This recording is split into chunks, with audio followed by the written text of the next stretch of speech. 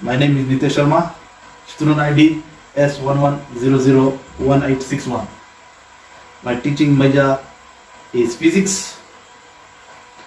Date of recording is 14th October 2021. Greetings to all my students of year 13 physics. Today's class is based on strand 1 mechanics, rotational kinetic energy.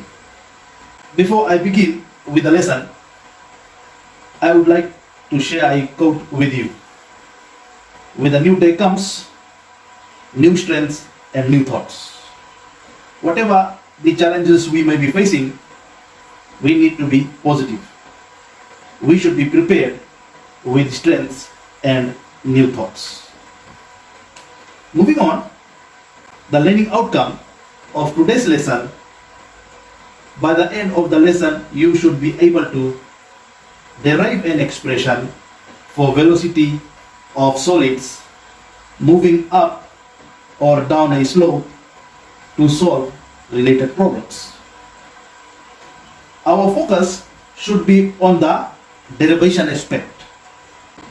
The application, some of the real life examples of rotational kinetic energy involves firstly riding a bicycle or skateboard in motion. The tire of a bicycle is going through rotational motion as well as linear motion. Secondly, a bus speeds up going down a hill. The potential energy of the bus converts in kinetic energy. There is not much potential energy at the bottom of the hill, but there is a great amount of kinetic energy. Thirdly, rolling an object from height. Let's look at the prior knowledge which you need. I want you to reflect on the following terms and the formula which you have learned. You need to ask yourself. We will discuss this when we meet through our weekly online classes. Firstly, potential energy. Secondly, kinetic energy. Thirdly, conservation of energy. Fourthly, the moment of inertia. Finally, the relationship between velocity and angular velocity. Based on the prior knowledge, I will be demonstrating what happens when an object rolls down from an inclined plane. Okay, we have the two objects here. We have a solid ball and we have a solid cylinder. Now, you can see the inclined plane. Okay, so just observe the pattern. Okay, as the cylinder moves down. Okay, I'll go over once again. So, as the cylinder is moving down, it is moving with two types of motion. Moving in two types of motion. One is the rotational, since it is rotating, rotational kinetic energy, and another one is the translational kinetic energy. Since it is moving from the height, so there is a energy conversion taking place from the potential energy to kinetic energy. Likewise, the same thing is happening with the solid ball. As it moves down, okay, there is an energy conversion taking place. As you have observed, what happens when a solid ball or a solid cylinder rolls down an inclined plane? You can see an object at the height. When it rolls down, it will go through two motion. The first one, rotational motion. The other one is a linear motion. We say translational motion. So, looking at the energy conversion taking place, E total is the energy at the height. The total energy is equal to rotational kinetic energy plus linear kinetic energy. Okay, based on that, the formula you can see the loss in EP, the potential energy is equal to EKR, rotational kinetic energy, plus EKT, translational kinetic energy. So you should know that potential energy is mgh, which is equal to rotational kinetic energy is given by half I omega squared, plus the translational or linear kinetic energy is given by half mv squared. Based on the discussion, let's have a look at an example. Alright, if you look at the example, a ball of mass m and radius r starts from rest at a height of h meters and rolls down an inclined plane at an angle as shown in the diagram. Show that the linear velocity of the ball is v is equal to square root of 10 gh over 7. So, according to the question, this is what we need to show. Okay, from the energy conversion, energy at a height. This is at a height. Energy at the height. As it rolls down, the energy conversion is taking place. And we already have discussed that the E total is equals to EKR, the rotational kinetic energy, plus EK linear kinetic energy. So, mgh is equals to half I omega squared. We already have discussed about I inertia and omega. Omega is the angular velocity. We already have discussed in the last class. Plus half mv squared. So mgh is equals to half multiplied by I. I comes from here. Okay, this I, the initial of the object is given as 2 over 5 mr squared. This I is given by 2 over 5 mr squared. Multiply by omega. If you recall, the relationship V is equals to omega R. So when we make omega the subject of the formula, omega is equals to V over R. So omega is V over R, since it is squared, both will be squared there. Plus half mv squared will left as it is. Now let's further simplify. mgh is equals to, when we multiply this half times 2 over 5 will give you 2 over 10. 2 over 10 can be simplified as 1/5. 1 over 5 mv squared. Remember, you must be wondering what will happen to r. This r squared, and when this r will, when we open the bracket, this r and this r squared will cancel. So left over is 1 over 5 mv squared plus half mv squared. Now you can see these are the two like terms, mv squared and mv squared.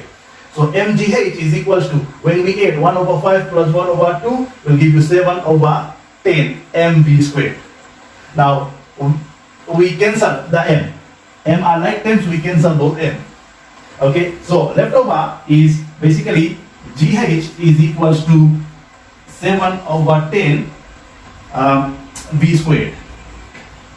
Right, we simplify, bring 10 this side. So I get 10 gh is equals to 7 v squared.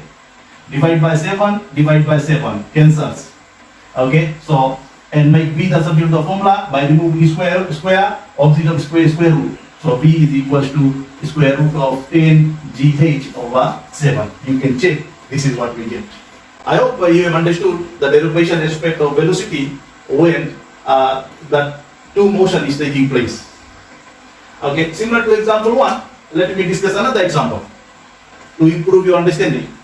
Now let's look at the question. The question says, a solid disk of rotational inertia rolls from rest down a ramp of height h meters as shown in the diagram. At the bottom of the ramp, the disk has a translational speed and angular velocity.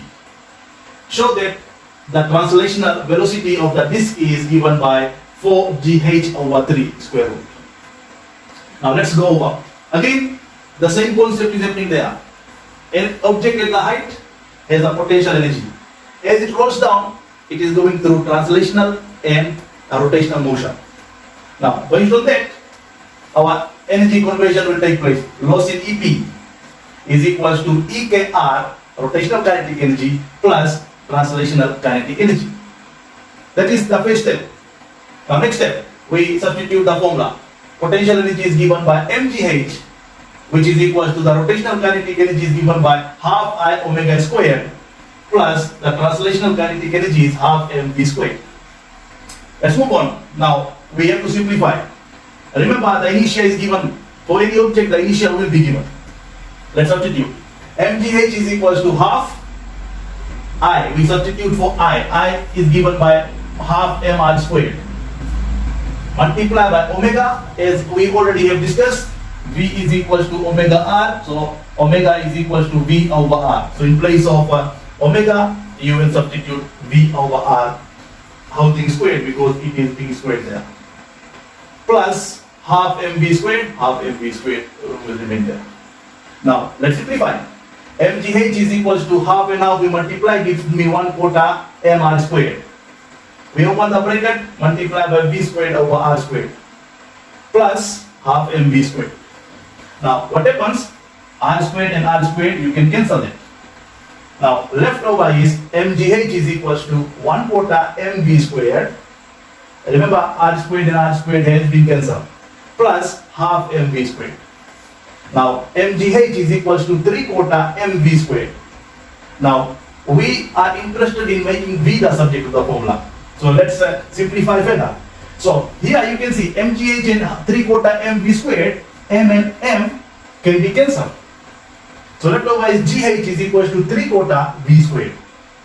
Now we simplify, we bring for this side, 4gh is equals to 3v squared. Okay, then remove 3, divide by 3. I get 4gh over 3 is equals to v squared. Make v the subject of the formula by taking the square root. I get square root of 4gh over 3. And that proves, okay, what we are looking in the question, what we are solving. Let's move on. I have given you one exercise question which I want you to attempt. It will be discussed during our online class. Note, those students who will not be able to access the online class, I will be recording and uploading the video of the discussion for you to access later and complete the assessment task. The assessment task, you can see the presentation for the assessment task. Following the examples and discussion, you are required to do an assessment task. Do the following question and submit the solution through online. You can submit the solution through Viber, Messenger or email. You can also take the picture of the solution and upload. Refer to your lesson notes and solve the problem. Towards the end of the lesson, let me summarize our discussion. Potential energy is the energy of an object at a height. The potential energy is given by EP is equal to mgh. As the object, such as solid ball or cylinder, rolls down an inclined plane without skidding, there are two motions the object will move. Firstly, rotational motion, which will produce rotational kinetic energy given by the formula EKR is equals to half I omega squared. Secondly, linear motion or translational motion, which will produce translational kinetic energy. So the energy conversion will be given as loss in EP is equals to gain in EK. If we talk in terms of formula, EP is given by EP is equals to EKR plus EKT. So mgh is equals to half I omega squared plus half mv squared. Using the formula, we can derive the required expression. We can also solve if the question asks for specific energy at a different level.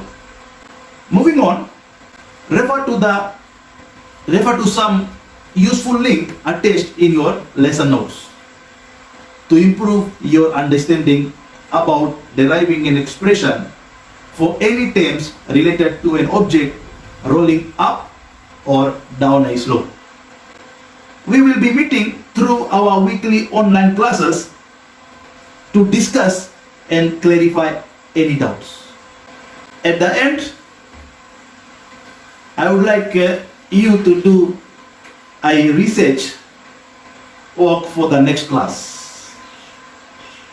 on the topic gravitation and the motion of satellite, in order to enhance your understanding when we discuss this topic in the next lesson. Thank you, keep safe and enjoy your day.